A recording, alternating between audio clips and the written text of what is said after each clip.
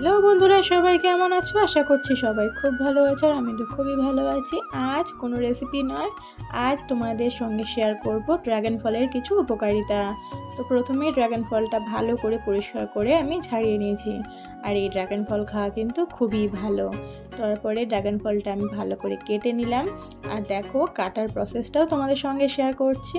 তো যেগুলো প্রথমে টুকিটাকি জামা কাপড় ছিল সেগুলো ভালো করে কেটে কুটে দিয়ে এই মুখটা একটু আমি ভালো করে কেটে নিলাম। তারপরে ড্রাগন ফলের খোসাটাকে লম্বা লম্বা করে কেটে আমি ছাড়িয়ে নেব।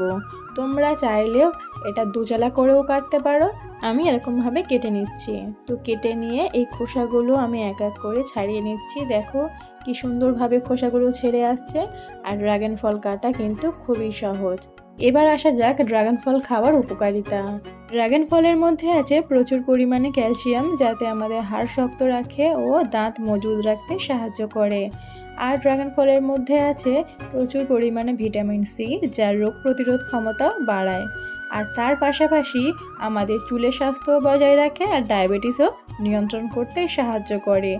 এই ড্রাগন ফল খাওয়া কিন্তু খুবই উপকারী, কিন্তু খুব বেশি পরিমাণে খেলে সেটা আবার উপকারের থেকে বেশি অপকার হয়ে যাবে। আরও কিছু গুণাগুণ রয়েছে এই ড্রাগন ফলের, যেমন ড্রাগন ফল খেলে তোমাদের রক্তে হিমোগ্লোবিনের পরিমাণ বৃদ্ধি করে আর রক্তে চর্বির পরিমাণও কমায়। তো এই ছিল ড্রাগন ফলের কিছু উপকারিতা, যা তোমাদের সঙ্গে আমি শেয়ার করলাম। আশা করি আমার এই আপডেট তোমাদের কাজে লাগবে। ভিডিওটি ভালো লাগলে লাইক, কমেন্ট, শেয়ার করে দিও। টাটা বন্ধুরা।